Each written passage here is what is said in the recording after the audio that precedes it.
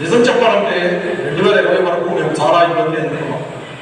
ప్రజలు చాలా తక్కువగా తెలిసేవారు, చాలా మంది మద్దతు ఇవ్వలేకపోయేవారు, మా ఉద్యమాన్ని శ్రద్ధగా కూడా చూసేవారు కాదు. కానీ 2020 తర్వాత మన్ కీ బాత్లో ఎప్పుడైతే ఈ విషయం గురించిన ప్రస్తావన వచ్చిందో ఆ తర్వాత నుంచి ఎన్నో విషయాలు మారాయి. అంటే మొదట్లో మేము ఏడాదికి 6, 7 లేదా 10 ఇంటిని డ్రైవ్ చేయగలిగేవాళ్ళం.